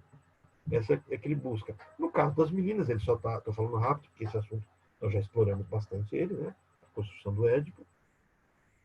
No caso das meninas, elas invejam os meninos por não possuírem pênis e desenvolvem, assim, o desejo de ter um pênis. Quem acha que isso é muito forçar a barra, pega os vídeos do YouTube, onde tem a menininha dizendo que quer ter pipi, cadê o pipi dela? A outra menininha dizendo que quem cortou ela, cadê o pipi, tiraram o pipi dela? A outra dizendo que quer o marido, quer dizer, da mãe. A mãe tem marido, então por que ela também não pode ter? Então, existe essa fantasia infantil. Inclusive, não sei se as pessoas, se a turma olhou, eu mandei um trabalho que eu entreguei na faculdade justamente sobre sobre essa texto, questão. Né? Ótimo. Você mandou no grupo agora? Não agora, mandei acho que uma semana atrás. No dia que eu entreguei o trabalho, eu mandei para a turma também. É análise daquele texto do Freud também, né? Qual que era o título do texto mesmo que você me falou? Você lembra? A diferença anatômica do sexo, alguma coisa assim. E trabalha bem esse conceito, né? Esse assustar da criança. Você lembra desse episódio que eu tinha falado do sex shop da sua mãe e da Cirlei? Lembro. Então, voltando para o texto, então. Então, gente, se alguém não recebeu esse trabalho que ele está falando, só relembra e ele manda de novo para o grupo. Tá? Então, eu tô aqui com o título do trabalho do Will. Algumas consequências psíquicas da diferença anatômica entre os sexos. Isso mesmo. Ótimo. Bom, William, se der tempo, você podia até falar alguma coisinha já do trabalho especificamente, trazer para a gente alguns conceitos que você viu nele. Deixa ele na ponta da agulha aí. Teria que ser por agora. Hoje eu saio um pouquinho mais cedo, porque tenho aula agora, 8 horas. Certo, deixa eu ver qual tela que eu tô. Deixa eu ver se dá para terminar. Ah, a gente tá. Ih, tem mais 3 telas só. Tem mais 3 telas e eu cesso aqui e você fala um pouquinho do que você deu, tá? Dá Beleza. tempo sim. Então, no caso das meninas, elas invejam. Vai ser interessante que vai bater certinho com o fechamento disso aqui, porque depois já entra na outra conferência. Elas invejam o menino por não possuírem um pênis e desenvolverem assim um desejo de ter pênis, né? De acordo com o autor, esse fenômeno se desdobra em um desejo de ser homem, o que pode transcorrer em um problema relativo ao papel feminino na idade adulta na neurose. É interessante a gente ver isso. E é interessante a gente perceber, fazer uma leitura crítica sobre o feminismo. Não estou falando mal da esposa do Sartre, né? Em que queima sutiã, coloca sutiã, ou coloca o sutiã na panela de pressão, aquela coisa, aquele ritual todo que aconteceu. Aqui tem uma perspectiva social, sociocultural, de mulheres invalidadas na sua humanidade, etc. Ninguém está questionando isso. O caminho que se vê é a percepção de que o feminino é feminino, precisa ser valorizado. E no momento em que a mulher se torna masculina, é engraçado que ao invés dela dizer assim, somos iguais, ela está dizendo assim, ser feminino é inferior. E assim, existe um caminho da inveja acontecendo dessa masculinidade. É bem interessante isso. Freud traz a questão de que o interessante sexual das crianças está primordialmente ligado ao fato de querer saber de onde elas vêm. Então, desde o início, a criança, de onde eu nascia, ia se preocupar. A Mariana passou por isso de forma bem recente, né, Mariana? Mas, assim, essa curiosidade, e aí Freud vai até trazendo alguns conceitos interessantes de que a criança acha que como é que nasceu, foi gerado alguma coisa na barriga da mãe, depois ela começa a buscar uma saída para isso, que seria o umbigo, depois ela começa a imaginar que talvez a criança saia pelos seios, entre os dois seios, então ela vai construindo o mundo dela diante daquilo que ela está percebendo. Isso é a visão que Freud vai passando no texto dele. Então Freud traz a questão de que é interessante, o interesse dela é isso, de onde eu vim. Diante disso, as mesmas em diferentes idades, botou essa aí, apresentam hipótese diferente acerca do fenômeno. Olha, ele traz o exemplo para uma finalização ao texto que visou demonstrar que a sexualidade na psicanálise tem uma amplitude para além do senso comum. Então, o que eu proponho a vocês é pensar além do que o tiozinho da esquina, os nossos parentes, nossa avó, nossa mãe, possam imaginar sobre sexo. Né? Quando a gente propõe-se a escutar sobre a sexualidade do paciente, e eu compartilhei com vocês a história do meu paciente, que não o que eu falei hoje, mas que eu falei na semana passada ou na retrasada, de que ele, por um processo de ejaculação precoce, ele começa a não fazer sexo com a esposa, e no atendimento que eu fiz ele essa semana, eu perguntei como é que está essa questão, ele falou assim, olha, eu faço sexo com a minha esposa já há uns 2 meses, né? Mas como é que... Não, a gente está bem, a gente dorme junto, e só que aí ele falando assim, existe uma dor que ninguém toca, eu não toco na minha dor, nem ela tem medo de novamente eu decepcioná-la, então ela não toca na minha dor nesse sentido.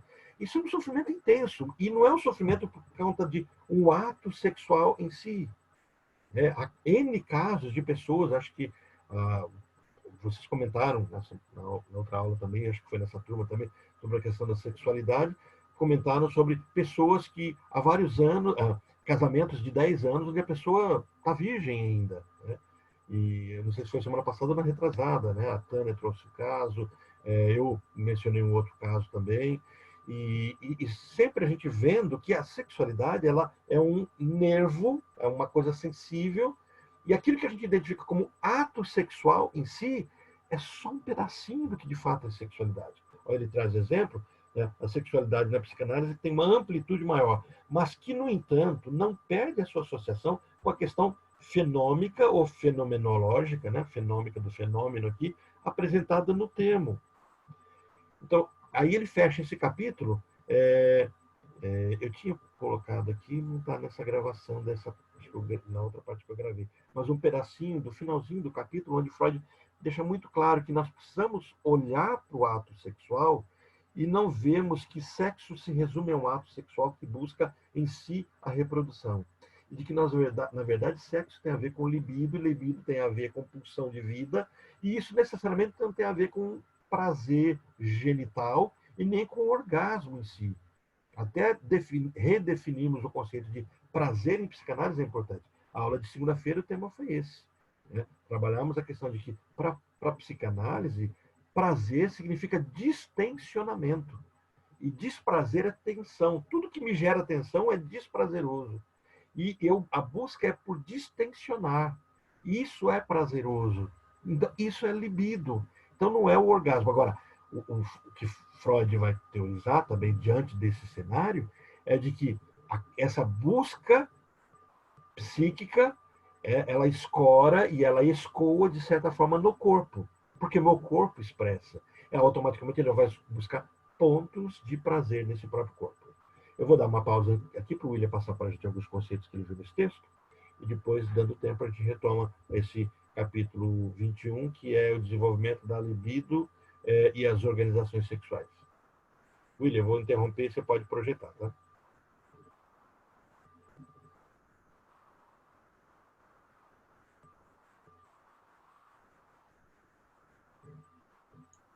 Mas eu não tenho o que projetar, não. É mais um conversa. Você pode projetar o seu texto. Mas se quiser, se achar que é uma conversa. Tá. Bom, então começa dizendo o que você conseguiu perceber nesse texto que acho que é relevante. Então, o texto ele aborda principalmente a questão da diferenciação na elaboração do complexo de Édipo, tanto na menina quanto no menino. Uhum. Então, e como isso influencia, né? E como isso vai trazer como isso vai impactar na vida, principalmente da menina, que começa falando sobre a inveja que existe da menina no pênis, né? E aí ele vai explicando isso da mesma forma com que ele explica nos 3 ensaios, né? Ele vai afirmando que existe esse paralelo, que não existe esse paralelo entre os 2 sexos no contexto de o menino passa por um tipo de complexo e a menina passa por outro tipo de complexo. Não, o complexo é o mesmo, é elaborado o complexo de Édipo da mesma forma, só que, por exemplo, quando chega a parte da castração, a menina percebe que ela já é castrada, então é onde gera o ódio dela em relação à mãe, e aí inverte, porque até então, até ela perceber que enquanto ela espera o pênis dela crescer, ela ainda tem na mãe o objeto de amor. E quando ela percebe que ela já está castrada, o objeto de amor dela passa a ser o pai dela e o objeto de repulsa, né, passa a ser a mãe. E é quando ela vem com a história do querer ter o filho do pai para que ela tenha o amor do pai. Então, tem algumas consequências que ele fala que eu achei bem legal, que até destaquei no texto. É o sentimento de inferioridade, que é o desprezo do masculino em relação ao feminino. Então, é o menino que percebe que a menina não vai ter o pênis, o menino que vê e ele se sente superior no sentido de eu tenho o pênis, eu tenho o falo, eu tenho o poder, você não tem. 2 é o ciúme das mulheres, que é esse deslocamento da castração para a inveja do pênis, né? Então, a menina ela vai sentir inveja porque o pênis dela, ela primeiro, antes da inveja vem o sentimento de tristeza, né? Não é bem a tristeza que eu queria usar, mas eu vou explicar. Porque ela fica na expectativa do crescimento do falo e o falo não cresce.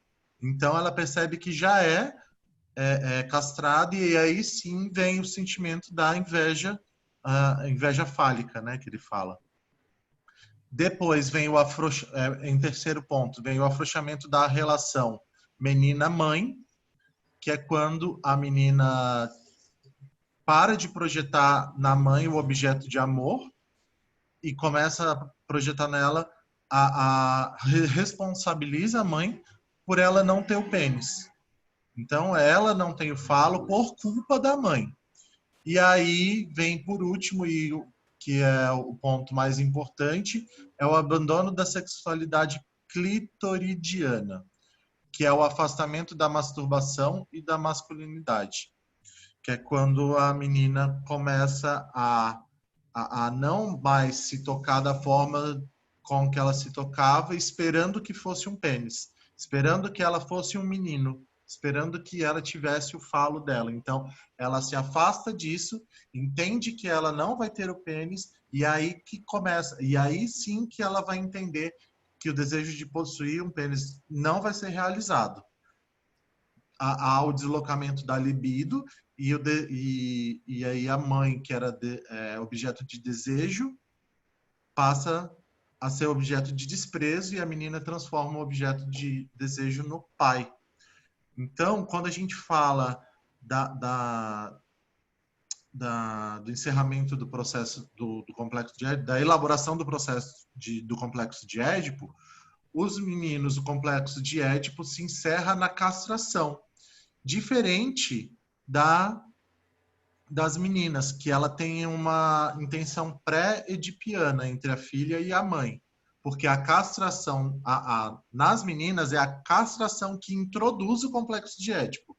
Então, a diferença é só essa, que enquanto nos meninos se encerra na castração, as meninas começam o processo do complexo de Édipo percebendo que elas já estão castradas. Então, ele vai dissolvendo nos meninos e deixa a herança de um superego estruturado. Então, quando o complexo de Édipo se dissolve nos meninos, é quando se forma a estruturação do superego. E nas meninas, o complexo de Édipo não é um motivo, não existe um motivo final de dissolução. E é aí que pode levar a um superego não independente numa vida emocional. Por isso que o Freud conclui esse estudo dele falando que por isso que há uma disposição bissexual em ambos os casos, menina e menino, porque a masculinidade e a feminilidade puras permanecem sendo construções teóricas do conteúdo incerto. Perfeito. É interessante também fazer esse vínculo, quando você colocou essa questão da substituição do amor da mãe pelo amor do pai, e a condição de que para ter o amor do pai precisa ter o filho do pai, que na verdade é um deslocamento dela em relação à condição de filha, e automaticamente o fetiche começa a existir. Não é mais o pai, o pênis do pai, mas agora o filho do pai que vira o boneco. Então ela consegue coexistir com esse fetiche. Sim. Excelente, Matheus. Tem a nota já? Já saiu a sua nota? Eu gabaritei. Olha, parabéns. Ótimo. Gente, querem comentar alguma coisa? Porque o William vai ter que sair um pouquinho mais cedo hoje, né? Apesar que nós estamos ainda às 8 horas que vai sair, não é? Eu tenho aula às 8 horas. Eu quero parabenizar o Will. Parabéns, viu, Will? Obrigado. Amo. Aquela palavrinha que não consegui encontrar, falou tristeza, aí tu achou que não estava bem colocado, não seria frustração? Da menina. Sim. Sim, ela fica frustrada. Isso. Frustrada, obrigado. Né? Nada, meu amor. Vou levantar uma polêmica. Lá vem. Eita, 8 horas, tô saindo. Tchau, gente. Perdeu a aula, Will. Tchau. Brincadeira.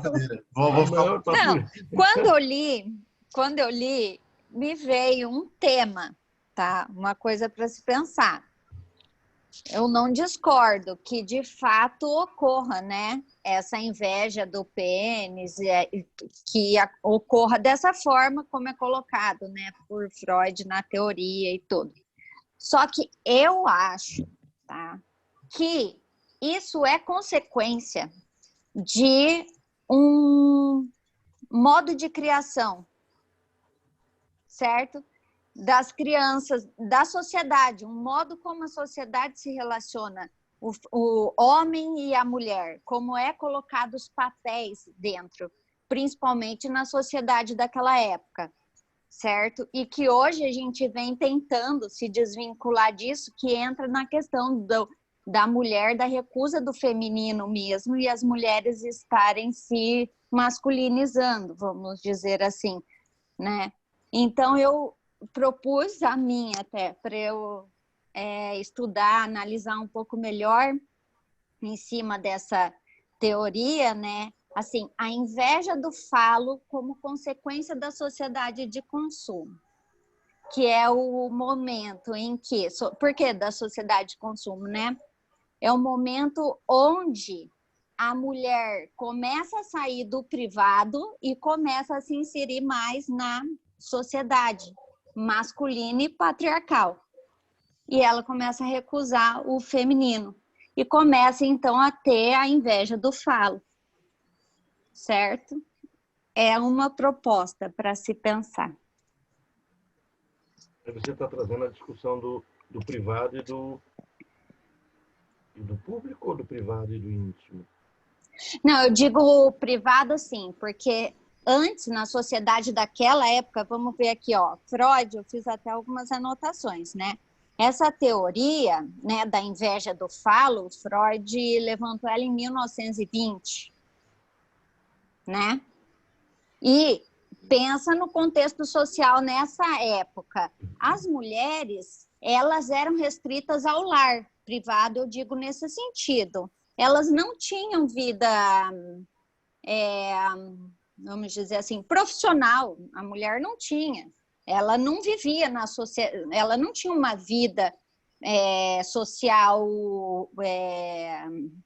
sem o marido. A mulher não tinha a sua vida, ela era a família, ela era restrita ao universo privado, certo? A sua casa, as suas obrigações, tudo era restrito ao lar. Então, a mulher não tinha poder nenhum na sociedade, seja político, seja qualquer um que for, certo? Econômico, tudo era o homem, né? Tudo que se falava em sociedade, era papel do homem, certo? E quando veio daí depois da Revolução Industrial, que a mulher porque a sociedade de consumo, né? Porque começou a aumentar-se a produção, os meios de produções em massa e tudo, e começou a precisar de mais consumo. E como que conseguiram fazer isso? Inserindo a mulher no mercado de trabalho.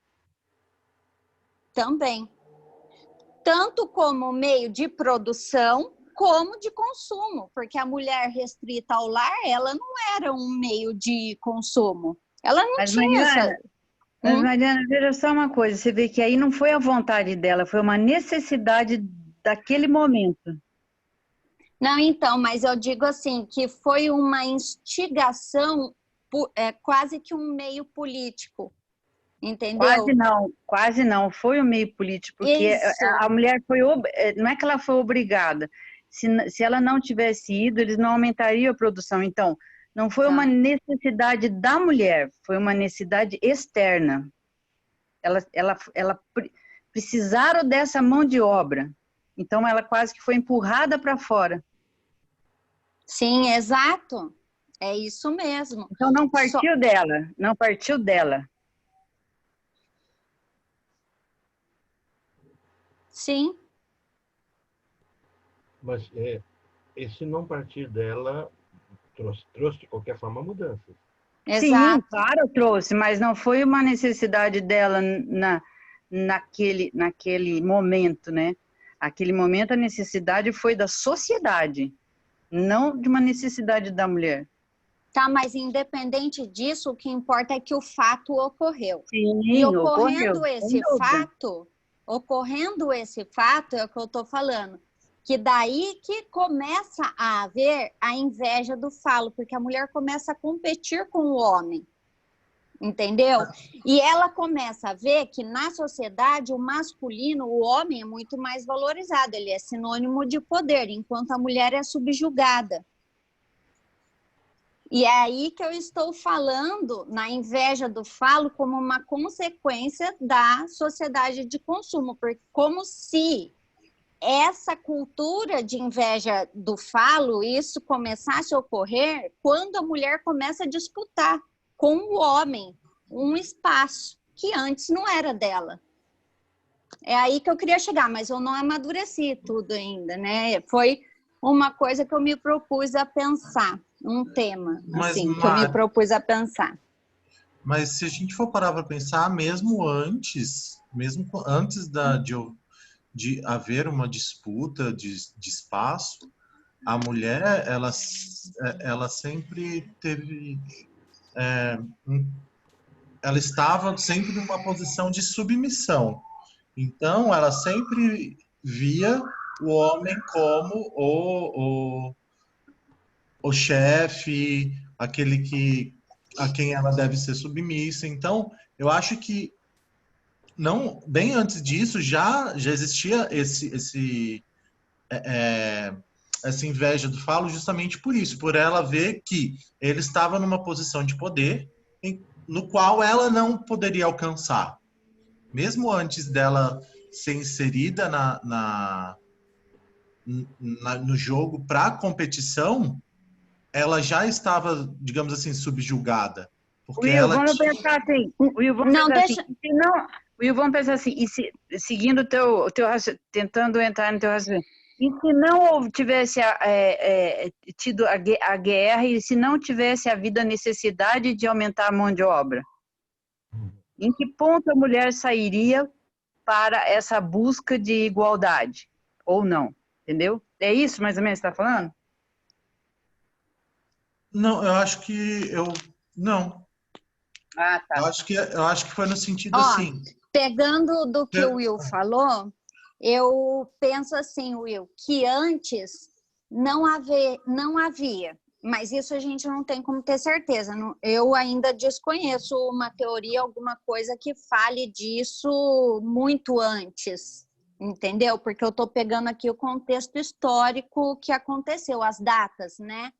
Em que Freud criou a teoria e o que estava acontecendo na sociedade na época, né? Em cima dessas informações. Agora, você pega assim, se a mulher não tivesse sido induzida ou a sociedade tido essa mudança para que a mulher entrasse no mercado de trabalho, talvez não ocorresse essa angústia dentro dela de querer ser igual ao homem. Entendeu? É tipo assim, quando você não conhece uma coisa, quando aquilo não existe para você, você não tem essa angústia de querer ser ou conhecer aquilo. Aí eu sumiu tudo aqui para mim. Aí eu vou fazer o papel do advogado do diabo e até usar outra abordagem aqui, pode? Aí a gente pega, por exemplo, a fala do Jung quando ele fala do inconsciente coletivo. Se você passa um tempo numa escola onde as crianças estão nessa fase, você percebe, se você vai para uma escolinha, por exemplo, eu dava aula para berçário, você percebe que a menina, ela age de forma diferenciada em relação ao menino, justamente por essa... você consegue ver na prática o que o Freud está falando. Então, pensando nisso, pensando nessa fase, na fase que está acontecendo, o Édipo está sendo elaborado ali, que você consegue ver na prática. Uma fase muito anterior ao que está acontecendo socialmente. Sim, é uma fase em que a criança, a menina e o menino não estão inseridos numa sociedade onde eles precisam necessariamente competir. Você consegue visualizar isso nesse desenvolvimento. Então, eu imagino que, mesmo antes, você já conseguiria ver isso, porque hoje, com tudo isso, sem as crianças estarem inseridas nesse universo da competição, você consegue ver essa atitude, verificar isso que está acontecendo? Então, acho que, como a gente não tem estudo sobre isso realmente, é uma questão do achismo. Mas se a gente pega personagens históricos chave, por exemplo, personagens que a gente tem um histórico, Joana d'Arc, por exemplo, uma pessoa que que não estava inserida, e sim, ela tinha inveja, tinha. Se você pegar o filme, você consegue ver algumas. Se você pegar o filme e a história dela também, você consegue ver algumas dessas características que o Freud coloca. E vamos pegando algumas personalidades, digamos assim, alguns personagens históricos femininos que foram em busca dessa luta, e você percebe que existia, assim, esses traços que o Freud aborda.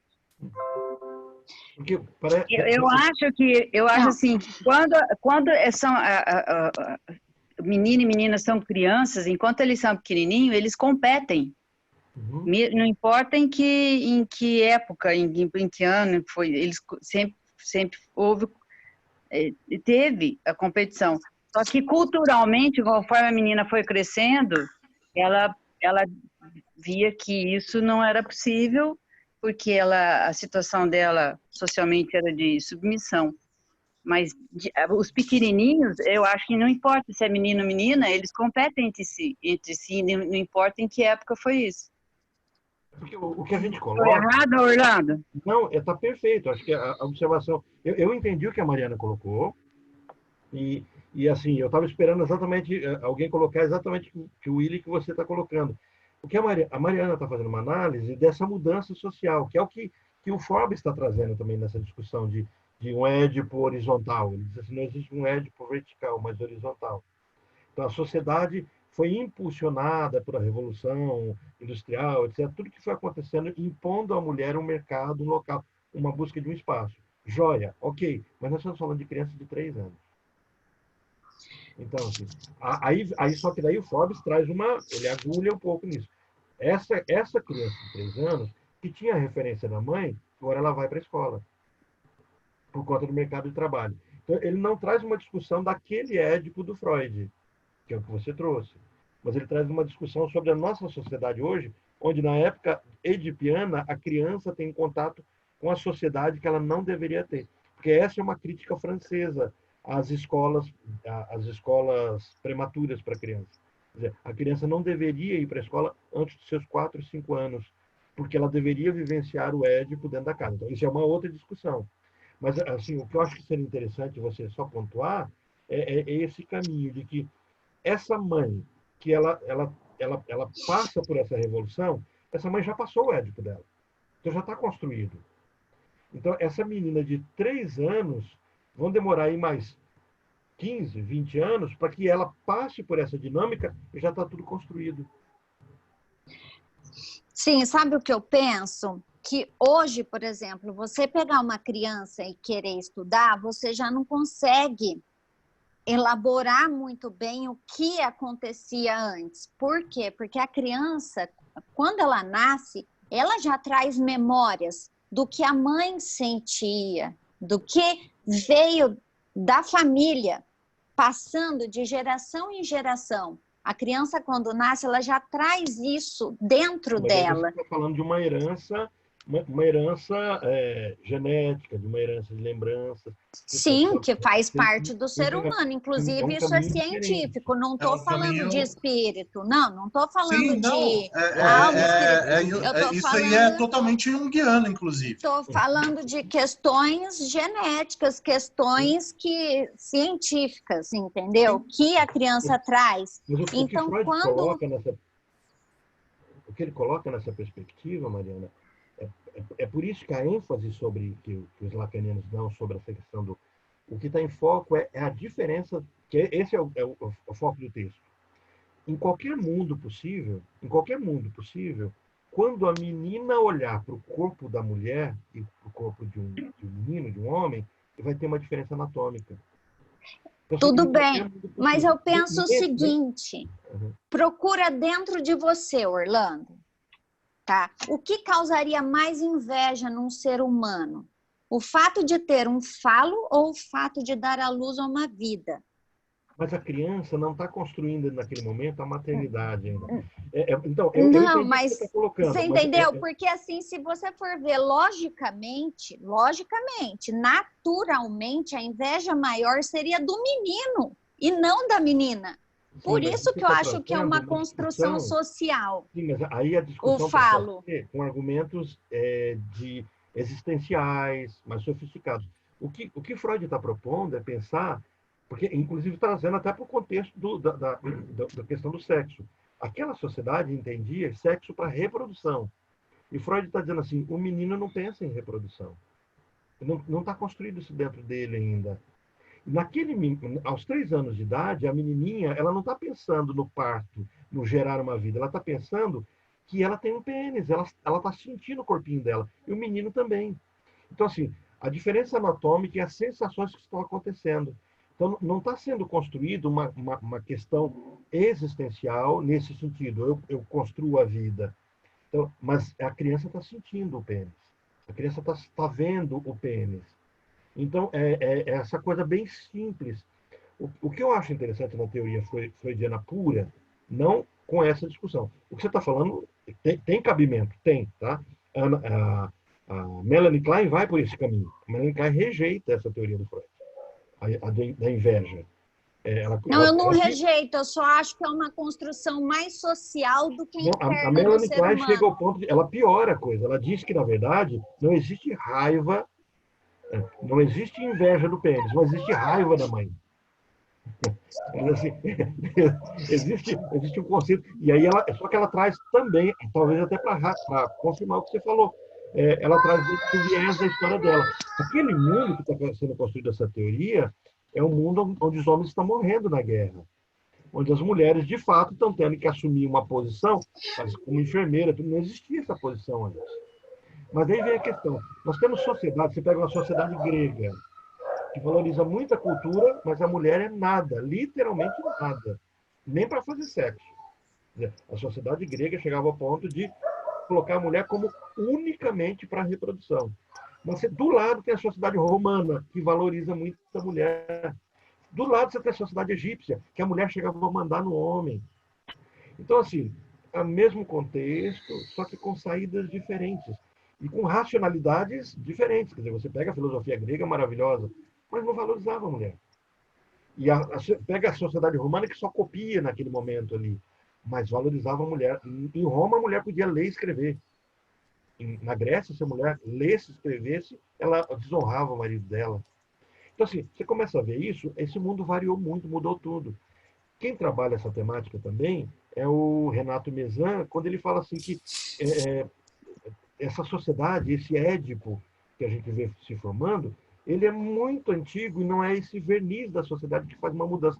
Por quê? Porque a gente está pegando crianças com 2 e 3 anos. É porque você trouxe um ponto que a psicanálise não trabalha, que é exatamente essa questão muito antiga, sistêmica, de campo mórfico, essa herança cultural. Né? Aí você entra no ponto onde Freud não aborda, de fato. Mas quando ele fala da Não, inveja, eu não ele trouxe está essa fazendo questão, pouco. Orlando. Eu não Não, mas quando trouxe você essa faz essa questão. evolução toda, a evolução de conceitos que estão vindo, que são herdados do próprio ventre, você está trazendo uma força maior do que a da visão. E o que Freud está apelando no texto é só para a visão. Quer dizer, quando a menina olha e descobre que ela não vai ter mais pênis, ela se assusta, ela se decepciona. E usando até a palavra que a André lembrou, ela tem esse processo de frustração. Você viu? Eu passei agora há pouco uma tela para você falou assim, sumiu tudo. Era eu que estava tentando. Vocês assistiram esse filme? Dentro do que você está falando, é porque você falou uma coisa assim, a frase sua. Eu não sei se você viu isso nesse filme, mas ela diz assim, você falou assim, a mulher naquele tempo, ela não produzia, ela não podia, ela não era rica, o marido dela era rico. Se ela ganhasse dinheiro, quem ganhava era o marido dela, né? E assim por diante. Nesse filme aqui, se vocês não assistiram, assistam. Tá? A situação é Little Women, né? ou Adoráveis Mulheres. Nesse filme, essa frase acontece desse jeitinho. Essa moça aqui, do lado direito, a segunda, ela que fala essa frase. Ela é pintora, acho que é ela. Ela é pintora, está pintando quadros, e uma pessoa que é um amigo dela fala: nossa, você vai ganhar muito dinheiro, pode fazer. Para quê?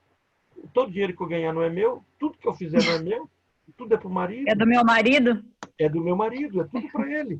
Se eu ficar Não, rico, nunca vi. Não, nunca vi esse esse filme é do Oscar 2020. Esse é recente, é do ano passado. Eu tô atual sem nem saber. Eu tô atual sem nem... Gente, esse filme, ele é lindo, lindo, lindo. Filme maravilhoso. Você assistiu, né, dele? E tem a escritora, né? Tem a pintora, a escritora e aquela que foi mãe, que queria se casar. Eu vou apresentar isso. A mulher que é mãe, esposa de professor, que praticamente passa fome, e lhe é dado condições para ela de escapar disso. Ela fala: não, eu quero isso, eu quero ele. Então, e aí tem a outra que fala: não, eu não quero casar, porque eu quero... Que é a escritora. Que é a escritora. Escritora, isso. E ela exerce um papel masculino. Mariana, você vai amar esse filme. Não, eu vou nem assistir. Ele vai trazendo isso, mas com as histórias diferentes. Numa mesma família, pessoas frágeis, fortes, tudo acontecendo. E uma mãe forte e um homem que é amado por essa mãe, o pai, e é apontado pela tia como se fosse um fracasso. Mas a mãe diz assim: ele é tudo para mim. Então, é muito gostoso de ver isso. Se não assistiram, assistam. Tá? Sim. Vou voltar para a nossa tela, você sai isso aqui. Só para vocês mostrarem o rosto de vocês. Orlando, você falou que a escritora fazia papel masculino. Eu acho que não. Ela exercia o papel de mulher, mas com uma força que as mulheres não tinham na época. E isso que eu percebi.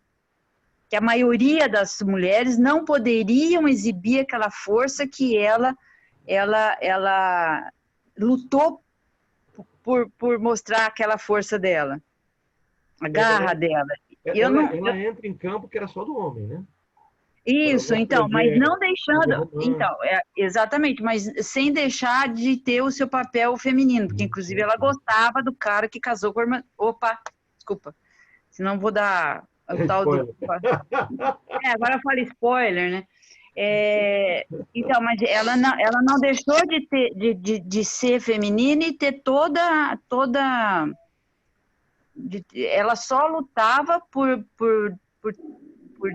poder exercer a força dentro de uma sociedade muito machista, né? Uhum. Esse filme, ele é muito bom, ele é maravilhoso. Acho que vale a pena. Gente, o que é isso? É uma matilha. É aqui na minha rua. É um canil. Tem uma matilha atacando. Uma matilha.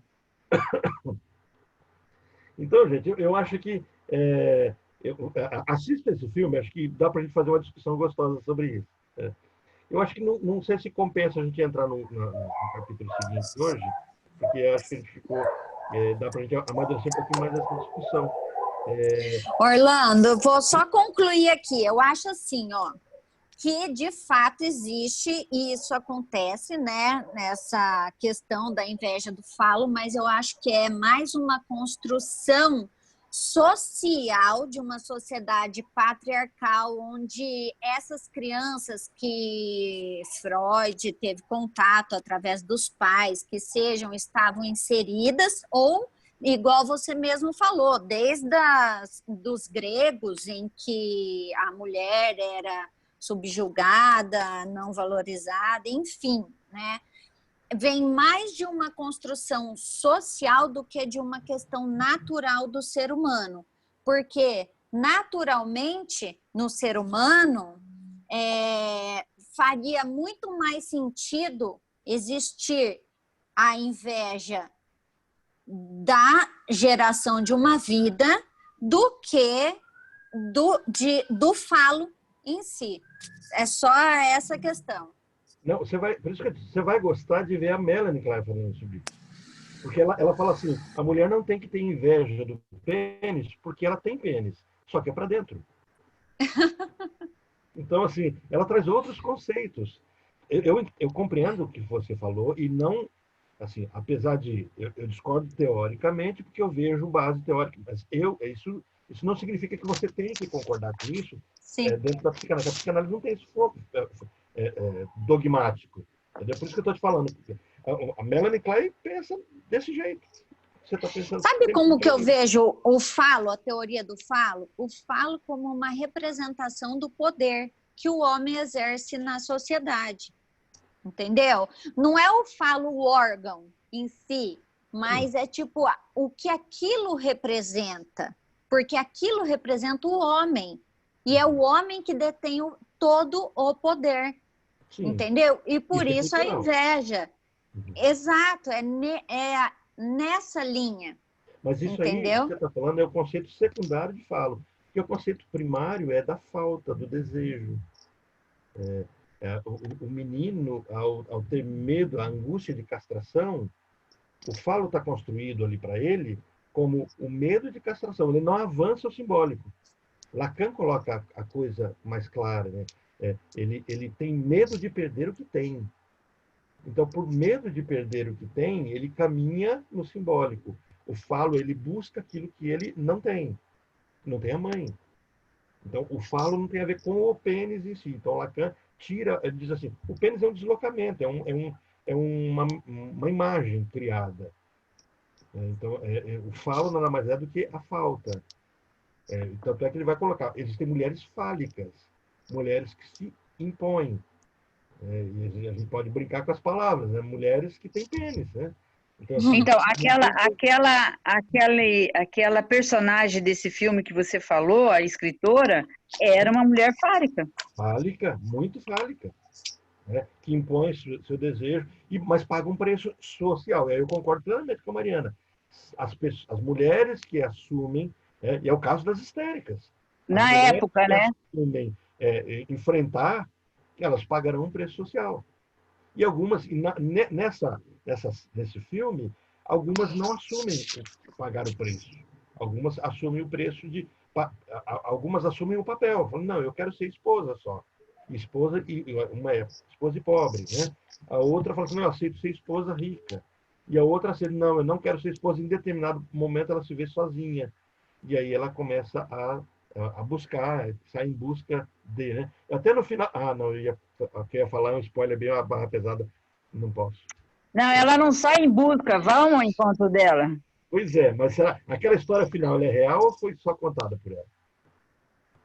Não posso falar muito, porque senão eu conto o final. Eu não assisti, não sei.